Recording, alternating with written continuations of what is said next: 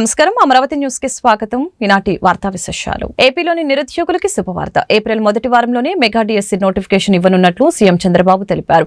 పాఠశాలల ప్రారంభం నాటికి పోస్టింగ్లు ఇవ్వాలని ఆదేశించారు. జిల్లా కలెక్టర్లతో నిర్వహించిన సమావేశంలో చంద్రబాబు మాట్లాడారు. గత 5 ఏళ్లలో ఒక వ్యక్తి రాష్ట్రాన్ని విధ్వంసం చేశారు. వైసీపీ ప్రభుత్వ పాలనని ప్రజలు ఆమోదించలేదు. గత పాలనతో విసిగి మాకు విస్తృత మద్దతు ఇచ్చారు. రాష్ట్రాన్ని పునర్నిర్మించే ప్రక్రియ చేపట్టాం. సంక్షేమం, అభివృద్ధి, సుపరిపాలన ప్రజలకు అందాలని చెప్పారు. వచ్చే నెల మొదటి వారంలో మెగా డిఎస్సీ నోటిఫికేషన్ ఇస్తాం. జూన్లో పాఠశాలలు తెరిచేలోపు నియామకాలు పూర్తి చేస్తామని చెప్పారు. మే నెలలో తల్లికి వందనం పథకం ప్రారంభిస్తాం. 15,000 చొప్పున ఎంతమంది పిల్లలుంటే అంతమందికి ఇస్తాం. పాఠశాలలు తెరిచేలోగా ఈ పథకం కింద ఆర్థిక సాయం అందిస్తామని వివరించారు. మొదటి సంతకం 16,347 ఉద్యోగాలు డిఎస్సీ ద్వారా ఇస్తా ఉన్నాం. మెగా డిఎస్సీ పెడతా ఉన్నాం. ఈ ఫస్ట్ వీక్ లో మెగా డిఎస్సీ నోటిఫికేషన్ ఇష్యూ చేస్తారు. ఏబిసిడి కేటగరైజేషన్ కూడా హామీ ఇచ్చాం, ఎన్నికల్లో చెప్పాం. అది కూడా రిపోర్ట్ వచ్చింది, కేంద్రానికి పంపించాం. ఎస్సీ ఫైనాన్స్ కమిషన్ పంపించాం. ఆ రిపోర్ట్ వస్తానే అది కూడా యాక్ట్ చేసి ముందుకెళ్తాం. ఏప్రిల్ నుంచి స్టార్ట్ చేసి జూన్ స్కూల్స్ ఓపెన్ చేసే రోజుకి రీఓపెన్ చేసే రోజున వీళ్ళందరూ పొజిషన్ కావాలి, ట్రైనింగ్ అయిపోవాలి, పొజిషన్ కావాల్సిన అవసరం. ఈ నెలలో తల్లికి వందనం 15,000 రూపాయలు ఇస్తా ఉన్నాం. ఎంతమంది పిల్లలుంటే ఎంతమంది అని వర్కౌట్ చేస్తున్నాం. తొందరలో మీకు గైడ్లైన్స్ ఇస్తాం. దాన్ని ప్రాపర్గా ప్రిపేర్ అయ్యి ప్రాపర్గా డిస్ట్రిబ్యూట్ చేసే పరిస్థితి రావాలి. బిఫోర్ స్కూల్స్ రీఓపెన్ దీన్ని మనం వాళ్ళకి అందజేయాల్సిన అవసరం ఉంది. అన్నదాత కింద 3 installments from now onwards. Government of India ఇచ్చినప్పుడంతా 3 ఇన్స్టాల్మెంట్స్ కింద 5,000, 5,000, 4,000 మనం కూడా అకౌంట్లో వేస్తాం. ఇది కూడా మీరు గుర్తుపెట్టుకోవాలి. ఇది కాకుండా మత్స్యకారులకు 20,000 రూపాయలు ఏప్రిల్లో వాళ్ళ అకౌంట్లో వేయాల్సిన అవసరం ఉంది. ఆ సమయంలో హాలిడే, క్రాప్ హాలిడే ఉంటుంది. ఆ సమయంలో వారికి ఇవ్వాల్సిన అవసరం ఉంది.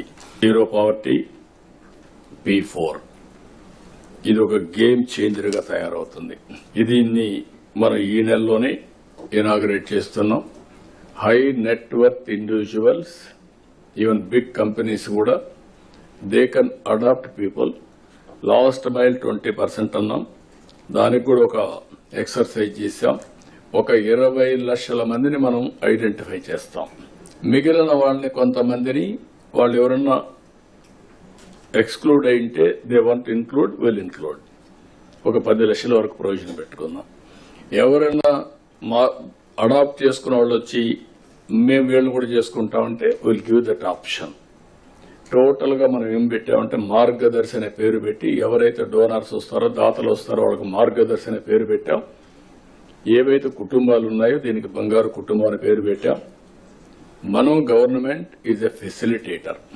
Zero poverty phase 1. ఆ తర్వాత better living standards, then best living standards.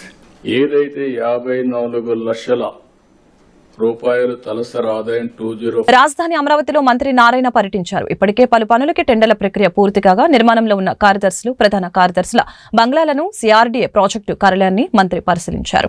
అనంతరం ఆయన మాట్లాడారు. ఏ రాష్ట్రానికైనా రాజధాని అవసరం. ప్రస్తుతం రాజధాని లేని రాష్ట్రం ఏపీ మాత్రమే. 43,000 కోట్లకు గతంలో మేము టెండర్లు పిలిచాం. అధికారులు, MLA, MLC, all India service భవనాలు దాదాపు పూర్తయ్యాయి. కానీ గత ప్రభుత్వం ఇదేమీ పట్టించుకోలేదు.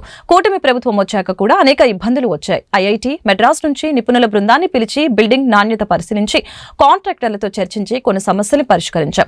90% పనుల టెండర్లు కంప్లీట్ అయ్యాయని వివరించారు. ప్రజలపై ఒక్క పైసా భారం లేకుండా రాజధాని నిర్మాణం పూర్తవుతుందని చెప్పారు.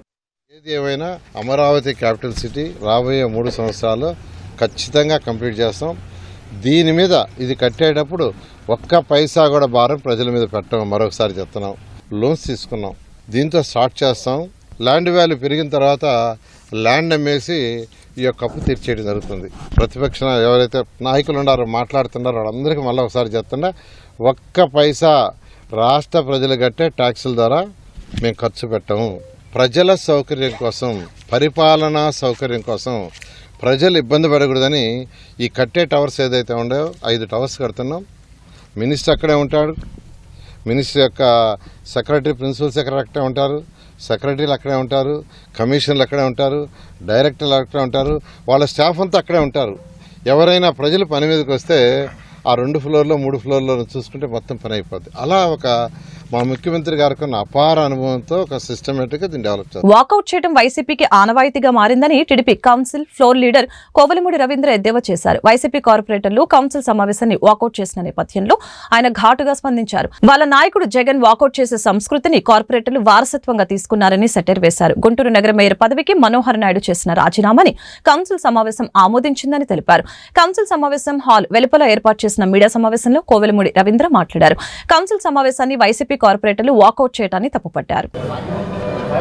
15వ తారీఖున గుంటూరు నగర మేయర్ గారైన గౌరవనీయులు కాబట్టి మనోహర్ నాయుడు గారు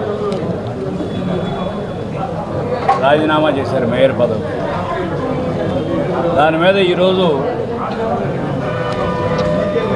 మున్సిపల్ యాక్ట్లో ఉన్న 92(1) ప్రకారం గౌరవ కమిషనర్ గారు అత్యవసర సమావేశం పరిచయం ఇది కౌన్సిల్ ముందు ఉంచారు.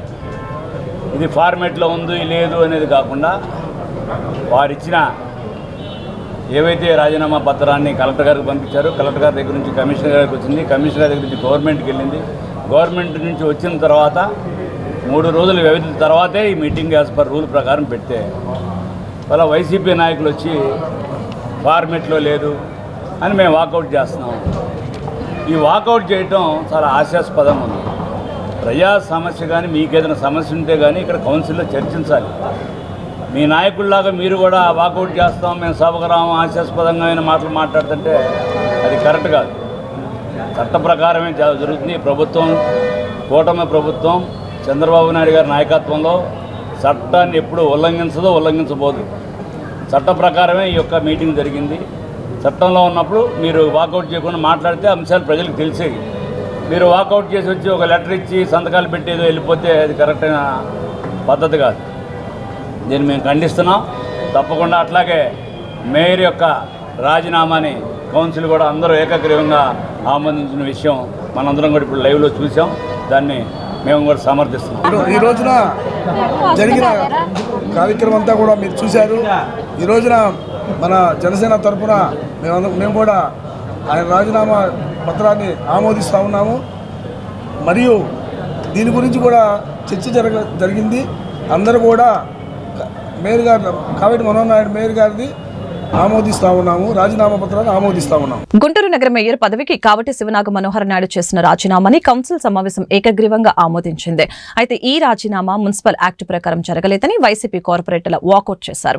ఈ నేపథ్యంలో గుంటూరు తూర్పు పశ్చిమ ఎమ్మెల్యేలు మహమ్మద్ నజీర్, గల్లా మాధవి కావటి రాజీనామాని కార్పొరేటర్లు ఆమోదించాలని తీర్మానించారు. దీంతో మెజారిటీ సభ్యులు కావటి రాజీనామాని ఆమోదించారని ఇన్ఛార్జి మేయర్ షేక్ సజ్జిలా ప్రకటించారు. ఆమోదించిన రాజీనామా లేఖని ప్రభుత్వానికి పంపనున్నారు. మంగళవారం ఇన్ఛార్జి మేయర్ షేక్ సజీలా అధ్యక్షతన గుంటూరు నగరపాలక సంస్థ అత్యవసర కౌన్సిల్ సమావేశం జరిగింది. మొన్న గతంలో పనిచేసినటువంటి మేయర్ గారు అకస్మాత్తుగా రాజీనామా చేయడం, ఈ సభలో ఆ ప్రస్తావాన్ని పెట్టి మనందరి ఆమోదం కోసం, అంగీకారం కోసం పెట్టినటువంటి సమావేశంలో తెలుగుదేశం కూటమి సంబంధించినటువంటి కార్పొరేటర్స్ అలాగే ఎమ్మెల్యేస్ అందరూ కూడా బలపరుస్తూ ఆయన డిజిగ్నేషన్ ని ఆమోదించాల్సిందిగా కోరుతాము. సభ్యులందరికీ నమస్కారం.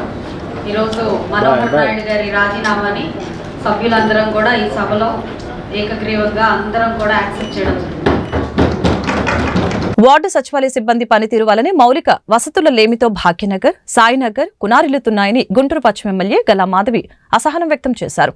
ప్రజా సమస్యల్ని పరిష్కరించడంలో మున్సిపల్ సిబ్బంది బాధ్యతారహితంగా వ్యవహరిస్తున్నారని అసంతృప్తి వ్యక్తం చేశారు. 1-2 నెలల్లోనే ఈ కాలనీల రూపురేఖలు మారుస్తామని చెప్పారు. మంగళవారం గుంటూరు 36వ డివిజన్ భాగ్యనగర్, సాయినగర్లో ఎమ్మెల్యే గల్లా మాధవి పర్యటించారు. ఈ సందర్భంగా స్థానికంగా ప్రజలు ఎదుర్కొంటున్న సమస్యల్ని ఆమె అడిగి తెలుసుకున్నారు.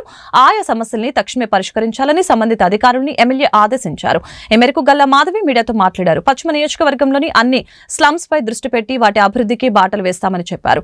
అభివృద్ధి పనుల్లో నాణ్యతా ప్రమాణాలు పాటించని కాంట్రాక్టర్లపై చర్యలు తీసుకుంటామని చెప్పారు.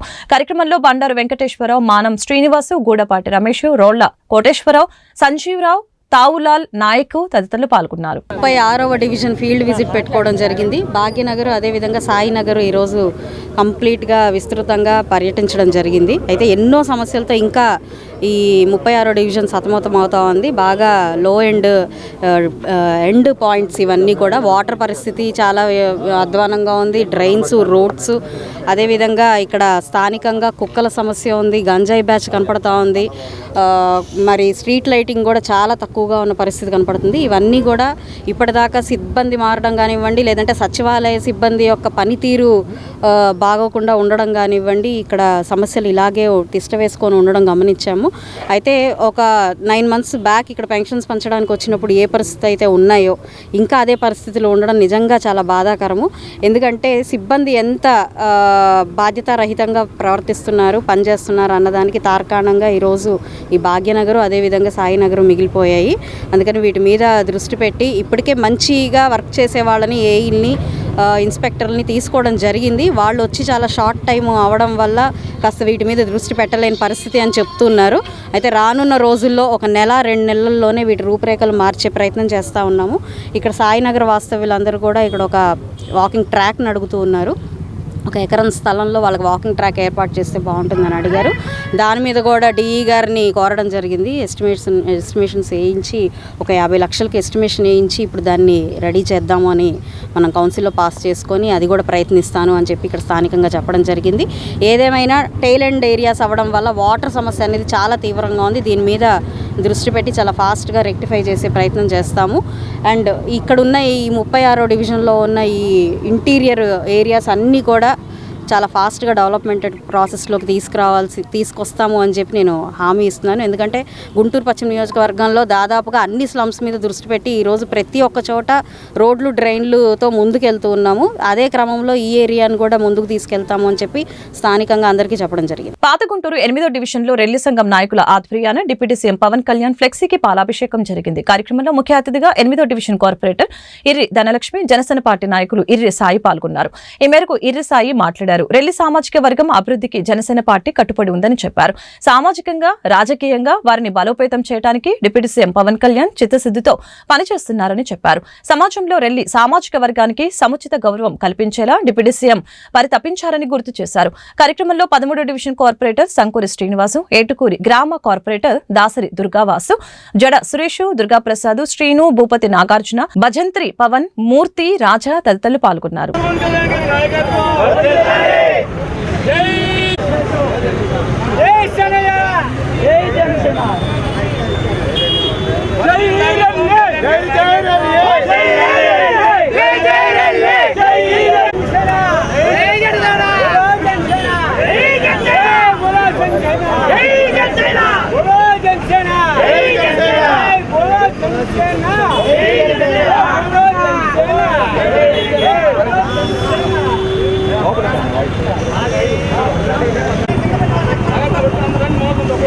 మత సామరస్యానికి ప్రతీకగా ఇఫ్తార్ విందు నిలుస్తుందని గుంటూరు నగర మాజీ మేయర్ కావటి శివనాగం మనోహర్ నాయుడు తెలిపారు. పవిత్ర రంజాన్ మాస ఉపవాస దీక్షల్ని ముస్లిం సమాజం అత్యంత భక్తి శ్రద్ధల నడుమ నిర్వహించుకుంటుందని చెప్పారు. స్థానిక 20వ డివిజన్ నల్లచెరువు 22వ లైన్లో నల్లచెరువు ఫ్రెండ్ సర్కిల్ వారి ఆధ్వర్యాన జరిగిన ఇఫ్తార్ విందుని మనోహర్ నాయుడు ప్రారంభించారు. తొలుత ముస్లిం మత పెద్దల ఆధ్వర్యంలో జరిగిన దువా కార్యక్రమంలో ఆయన పాల్గొన్నారు. ఈ మేరకు ఆయన మాట్లాడారు. రంజాన్ మాస ఔన్నత్యాన్ని వివరించారు. కఠోర ఉపవాస దీక్షల ద్వారా ఆకలిని జయించడం గొప్ప విషయమని చెప్పారు. కార్యక్రమంలో హన్ను, కరీం, ఖయ్యూమ్, షరీఫ్, మక్బూల్, కాసిం, జాఖీర్, జాఫర్, ముస్తాఖ్, సోను, నూర్, కాజా, ఇర్ఫాన్, వల్లి, ఇబ్రహీం, మజూద్, రెహమాన్, షాబీర్, వైసీపీ స్థానిక నాయకులు కాజా మొహిద్దీన్, ఎర్రబోతుల శివారెడ్డి, కామిశెట్టి మధు, ఇతర ముస్లిం మత పెద్దలు పాల్గొన్నారు.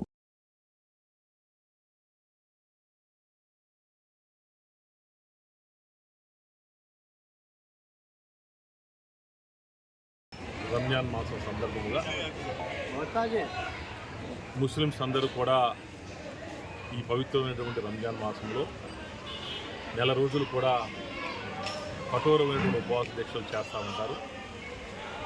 మరి మార్చి, ఏప్రిల్ నెలలో విపరీతమైనటువంటి ఎండవేడి ఉన్నా కూడా మరి విపరీతమైనటువంటి దాహమైనటువంటి పరిస్థితిలో ఉండి కూడా మరి దైవ మార్గంలో ఆ అల్లాని ప్రార్థిస్తూ 5 పూటలు నమాజ్ చేస్తూ సూర్యోదయంకి ముందే కాలకృత్యాలు తీర్చుకొని ఆహారం తీసుకొని మళ్ళీ సూర్యాస్తమయం దాకా మంచినీళ్ళు కూడా తాగకుండా కఠోరమైన ఉపవాస దీక్ష చేస్తూ ఉండేటువంటి సాంప్రదాయం. మరి నెల రోజుల పాటు గుంటూరు నగరంలో ఉన్నటువంటి ముస్లిమ్స్ పెద్దలు, యువతులు, చిన్నారులు కూడా చాలామంది కూడా సాంప్రదాయమైనటువంటి పద్ధతిలో ఉపవాస దీక్ష చేస్తూ ఉంటారు.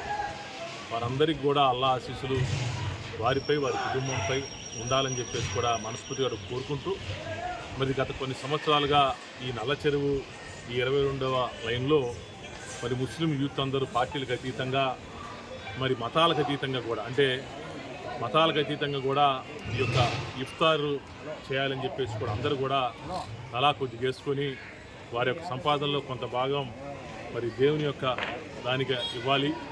మరి ఉపవాసం చేస్తున్నటువంటి వాళ్ళందరికీ కూడా ఉపవాస దీక్ష ముగిసేటువంటి సమయానికి మరి భోజనం పెట్టాలనేటువంటి ఉద్దేశంతో ఇఫ్తార్ విందేసేటువంటి కార్యక్రమం చేస్తూ ఉంటారు. గత కొన్ని సంవత్సరాలుగా నేను ఈ కార్యక్రమంలో పాల్గొంటా ఉన్నాను. మరి చాలా ఉత్సాహమైనటువంటి యువకులు కూడా తప్పకుండా వారు కూడా బాగుండాలని మనస్ఫూర్తిగా కోరుకుంటూ, ఇదే విధంగా ఇదే పద్ధతిని, ఇదే సాంప్రదాయాన్ని కొనసాగించాలి కలకాలం అని చెప్పేసి కూడా చెప్తూ, ఆ యొక్క అల్లా యొక్క దీవెనలు, ఆయన యొక్క ఆశీస్సులు తప్పకుండా ప్రతి ఒక్కరిపై ఉండాలని చెప్పేసి కూడా ఆ భగవంతుని ప్రార్థిస్తూ ముస్లిం సోదరిమణులకు, చిన్నారులందరికీ కూడా రంజాన్ శుభాకాంక్షలు తెలియజేస్తాను. గుంటూరు నగర ప్రజలకు రంజాన్ మాస శుభాకాంక్షలు. ఈరోజు నల్ల చెరువు 22వ లైన్లో మా ఫ్రెండ్ సర్కిల్ ఆధ్వర్యంలో గొప్ప ఇఫ్తార్ విందు కార్యక్రమం చేయడం జరిగింది. ఈ ఇఫ్తార్ విందు కార్యక్రమం గత 13 సంవత్సరాల నుంచి మా అన్న తమ్ముళ్ళ సహాయ సహకారాలతో ఈ విధంగా చేస్తున్నాం. ఈరోజు ముఖ్య అతిథిగా మా అన్న మాజీ మేయర్ కావిడి శివనారాయణ నాయుడు గారు, అదేవిధంగా మన టెంట్ హౌస్ బాబు గారు, ఖాజా మొహిద్దీన్ గారు, ఖాసిం గారు, జాఫర్ గారు, ఇట్లానే గుంటూరు మన పేట మత పెద్దలతో అందరూ కలుపుకొని ఈ కార్యక్రమానికి సహకరించిన నా అన్న తమ్ముళ్ళకి ప్రత్యేకంగా అస్సలాము అలైకుం రహమతుల్లాహి బరకాతుహు. ఈరోజు పవిత్ర రంజాన్ మాసాన్ని పురస్కరించుకొని ఇఫ్తార్ విందు ఏర్పాటు చేయడం జరిగింది. నల్లచెరువు 22వ లైన్లో హిందూ ముస్లిం సోదరులు అందరినీ కలుపుకొని ఇఫ్తార్ విందుకి మత సామరస్యం లేకుండా, ముస్లిం సోదరులు కాకుండా ఇతర సోదరులు ఎవరు వచ్చినా సరే ఈ ఇఫ్తార్ విందులో పాల్గొని మన అందరం హిందూ ముస్లిం భాయి అని చెప్పి ఈ ఇఫ్తార్ విందులో పాల్గొని అందరూ మహిళలు కానీ, పురుషులు కానీ, పిల్లలు, పెద్దలు అందరూ సహకారంతో నల్లచెరువు 22వ లైన్లో ఏదైతే హన్ను గారి, ఖాజా గారు ఇలాంటి ఫ్రెండ్ సర్కిల్ ఎవరైతే ఉన్నారో, మన టెంట్ హౌస్ బాబు అన్నయ్య కానీ, పెద్దలు సిమెంట్ రఫీ అన్నయ్య కానీ, మన సమోసా ఖాసిం భాయ్ కానీ, వీళ్ళందరూ కలిసి ఇక్కడ మత సామరస్యంగా అందరు కుల మతాలకి ఎటువంటి విభేదం లేకుండా అందరూ కూడా ఈ ఇఫ్తార్ విందులో పాల్గొని చాలా బాగా గొప్పగా ప్రతి సంవత్సరం 13 సంవత్సరాల నుంచి మా సోదరులు అందరూ చేస్తున్నారు. అందుకోసం రంజాన్ తరపు నుంచి అల్లాకి దువా చేస్తున్నాము. మా సోదరులకి, మాకు ఈ ప్రతి సంవత్సరం రంజాన్ సంవత్సరంలో ఇఫ్తార్ విందు ఇచ్చి అందరినీ అల్లా ఎల్లప్పుడూ బాగా చూడాలని చెప్పి నేను మున్సిపల్ యాక్ట్ ప్రకారం గుంటూరు మేయర్ పదవికి కావటి శివనాగం మనోహర్ నాయుడు రాజీనామా చేయలేదని నగర డిప్యూటీ మేయర్ డైమండ్ బాబు తెలిపారు. ఆయన రాజీనామా ఆమోదించే విషయంలో గుంటూరు నగర కమిషనర్ పులి శ్రీనివాసులు సొంత రాజ్యాంగాన్ని అమలు చేస్తున్నారని ఆరోపించారు. అధికార పార్టీ నేతల అండతో నగర కమిషనర్ ఇష్టానుసారంగా వ్యవహరిస్తున్నారని ధ్వజమెత్తారు. కౌన్సిల్ సమావేశాన్ని వైసీపీ కార్పొరేటర్లు వాకౌట్ చేసిన అనంతరం డైమండ్ బాబు మీడియాతో మాట్లాడారు. మనోహర్ నాయుడు రాజీనామా చేసే సంగతి పార్టీ అధిష్టానానికి కానీ, నేతలకు కానీ తెలియదని చెప్పారు. 4 రోజులు పోతే ఆయన రాజీనామా గురించి మంచి చెడు లాభ నష్టాలు ప్రజలకు తెలుస్తుందని వివరించారు. గుంటూరు నగర ఇన్ఛార్జి మేయర్ షేక్ సజీలా అధ్యక్షతన మంగళవారం అత్యవసర కౌన్సిల్ సమావేశం కొలువు తీరింది. ఈ సందర్భంగా డిప్యూటీ మేయర్ డైమండ్ బాబు మాట్లాడారు. మేయర్ పదవికి కావటి మనోహర్ నాయుడు రాజీనామా చేసిన విధానంపై లీగల్ ఒపీనియన్ తీసుకున్న తర్వాత కౌన్సిల్ సమావేశం నిర్వహించాలని డిమాండ్ చేశారు. దీనికి కమిషనర్ అంగీకరించకపోవడంతో వైసీపీ కార్పొరేటర్లు వాకౌట్ చేసి సభ నుంచి బయటకు వెళ్లారు. వ్యతిరేకించిన మీదట నగరపాలక సంస్థ కార్పొరేషన్ యాక్ట్ ఏదైతే 92(1) చెబుతుందో ఆ ఫార్మాట్ని మీరు ఫాలో అవ్వట్లేదు కాబట్టి దీనిని లీగల్ ఒపీనియన్కి పంపించండి. లీగల్ ఒపీనియన్ వచ్చిన తర్వాత మాత్రమే దీనిపైన చర్చ జరపాలని చెప్పి ఇవాళ కౌన్సిల్ సెక్రటరీ గారికి మేము ఇవ్వడం జరిగింది. కౌన్సిల్ సెక్రటరీ గారు కూడా రిసీవింగ్ కాపీ ఇచ్చారు. కాబట్టి రాబో రోజుల్లో ప్రజాస్వామ్యాన్ని కాపాడాల్సినటువంటి బాధ్యత గుంటూరు నగర ప్రజలపై ఉంది. ఎందుకంటే ఇటువంటి అధికారులు ఉంటే రాబో రోజుల్లో ప్రజలు మరింత ఇబ్బందులు పడేటువంటి పరిస్థితులు స్పష్టంగా కనపడతా ఉన్నాయి. ఆ పరిస్థితులు ఇవాళ 9 నెలల కాల వ్యవధిలోనే స్పష్టంగా కనపడతా ఉన్నాయి. కాబట్టి ఈ విషయాలన్నిటినీ కూడా మేము కూలంకుషంగా కౌన్సిల్లో చెప్పడం జరిగింది. వీటన్నిటిపైన మా ఆమోదం కావాలని అడిగితే ఇది ప్రజాస్వామ్యాన్ని కూనీ చేసేటువంటి మీరు పెట్టినటువంటి ఎజెండా మేయర్ రిజిగ్నేషన్ని మేము ఎట్టి పరిస్థితుల్లో కూడా కలెక్టర్ గారికి ఇచ్చిన దాన్ని మేము యాక్సెప్ట్ చేయము, మీరు లీగల్ ఒపీనియన్ తీసుకోండి అని చెప్పి దాన్ని వ్యతిరేకిస్తూ వైఎస్ఆర్ కాంగ్రెస్ పార్టీ నాయకులు కార్పొరేట్లు అందరం కూడా వాకౌట్ చేసి మేము ప్రజా సంబంధమైనటువంటి ప్రజల ద్వారానే మేము యొక్క తీర్పును కోరాలనే ఉద్దేశంతో మీ ద్వారా కూడా గుంటూరు ప్రజలకు అందరూ కూడా తెలియజేస్తాం. ఏపీలో ఆస్తి పన్ను బకాయిదారులకి మున్సిపల్ శాఖ గుడ్ న్యూస్ చెప్పింది. ఆస్తి పన్నుపై వడ్డీలో రాయితీ ప్రకటిస్తూ మున్సిపల్ శాఖ నిర్ణయం తీసుకుంది. ఈ నెలాఖరు వరకు పెండింగ్ లో ఉన్న వడ్డీ బకాయిల్లో 50% రాయితీ కల్పిస్తూ మంగళవారం జీవో జారీ చేసింది. ప్రజల వద్ద నుంచి వచ్చిన విజ్ఞప్తులు పేరుకుపోయిన కోట్లాది రూపాయల ఆస్తి పన్ను బకాయిల వసూళ్ల కోసం వడ్డీ రాయితీ నిర్ణయం తీసుకున్నట్లు ప్రభుత్వం వెల్లడించింది. ఈ అవకాశాన్ని సద్వినియోగం చేసుకోవాలని గుంటూరు నగర కమిషనర్ పులి శ్రీనివాసులు ఆస్తి పన్నుదారులకు విజ్ఞప్తి చేశారు. జీఎంసీ కౌన్సిల్ సమావేశ మందిరంలో ఏర్పాటు చేసిన మీడియా సమావేశంలో కమిషనర్ మాట్లాడారు. ఏప్రిల్ 1వ తేదీ నుంచి సింగిల్ యూజ్ ప్లాస్టిక్ నిషేధం ఒక యుద్ధంలో జరుగుతుందని తెలియజేశారు. ఈ మహత్తర యజ్ఞంలో నగరవాసులు భాగస్వామ్యం కావాలని పిలుపునిచ్చారు. గుంటూరు ప్రభుత్వ ఆసుపత్రి అభివృద్ధికి కూటమి ప్రభుత్వం కట్టుబడి ఉందని గుంటూరు తూర్పు ఎమ్మెల్యే మహమ్మద్ నజీర్ తెలిపారు. ఈ దిశగా పక్కా యాక్షన్ ప్లాన్ తో ముందుకు వెళ్తున్నామని చెప్పారు. దీంతో పాటు సాహు, జీజీహెచ్, మీకోసం మేము, పేషెంట్ డాక్టర్ ఇంటరాక్షన్ వంటి కార్యక్రమాలు పగడ్బందీగా అమలు చేస్తున్నామని అన్నారు. గుంటూరు ప్రభుత్వ సమగ్ర వైద్యశాలలో head of the departments, administrative engineering విభాగాధిపతులతో ఎమ్మెల్యే నజీర్ ఆసుపత్రి అభివృద్ధిపైన సమీక్ష నిర్వహించారు. కార్యక్రమంలో GGH superintendent doctor Ramana SSV, HDS సభ్యులైన doctor Syed Rasool, doctor S Umashankar, స్థానిక కార్పొరేటర్ పోతురాజు, సమత తదితరులు పాల్గొన్నారు. చేసేటువంటి ప్రణాళికలు సిద్ధం చేసుకొని రాబోయేటువంటి 2-3 నెలల్లో ప్రతి ఒక్క వైద్య పరికరం కూడా అవసరమైనటువంటి వైద్య పరికరాన్ని ప్రభుత్వం ద్వారా కానీ లేకపోతే సిఎస్ఆర్ నిధుల ద్వారా కానీ ప్రొక్యూర్ చేసుకునేటువంటి ఒక కార్యక్రమాన్ని తీసుకొని ముందుకు సాగుతా ఉన్నాం. ఎక్కడ కూడా ఈ ఎక్విప్మెంట్ ప్రభుత్వ ఆసుపత్రి లేదు అనేటువంటి విధంగా రాబోయేటువంటి 2-3 నెలల్లో ఒక ప్రతిపాదనలు తీసుకొని ముందుకు సాగుతామని చెప్పి తెలియజేస్తా ఉన్నాం. అంతేకాకుండా మిగతా విషయాల్లో కూడా ట్రాఫిక్ కానీ, ఇంటర్నల్ రోడ్స్ కానీ, టాయిలెట్స్ కానీ, అలాగే ఎఫ్ఎన్ఓస్, ఎంఎన్ఓస్ కానీ, అలాగే ల్యాబ్ అసిస్టెంట్స్ కానీ, లేకపోతే ఈఎండీస్ కానీ వీళ్ళందరినీ కూడా అపాయింట్ చేసుకుని ఇప్పటికే ప్రభుత్వం ఏర్పడిన తర్వాత దాదాపు రాష్ట్రంలో 4600 మంది పోస్టులను ఈ ప్రభుత్వం ప్రొక్యూర్ చేసింది. కానీ మారుతున్నటువంటి అవసరాలను బట్టి ఇంకా పెద్ద ఎత్తున చేయాల్సినటువంటి అవసరం ఉంది. ప్రభుత్వ ఆసుపత్రి, గుంటూరు ప్రభుత్వ ఆసుపత్రిని ఒక కార్పొరేట్ ఆసుపత్రిగా తీర్చిదిద్దడానికి 1 సంవత్సరం కాలం పాటు పూర్తిగా దీని మీద దృష్టి పెట్టి గౌరవ మంత్రివర్యులు, కేంద్ర మంత్రివర్యులు పెమ్మసాని చంద్రశేఖర్ గారి సహకారంతో, ముఖ్యమంత్రి గారి సహకారంతో ఈ రోజు గవర్నమెంట్ హాస్పిటల్ ని మరింత అభివృద్ధి చేస్తామని చెప్పి సందర్భంగా తెలియజేస్తాం. ఈ వార్తలు ఇంతటితో సమాప్తం. మరొక బులెటిన్ మళ్ళీ కలుద్దాం. నమస్కారం.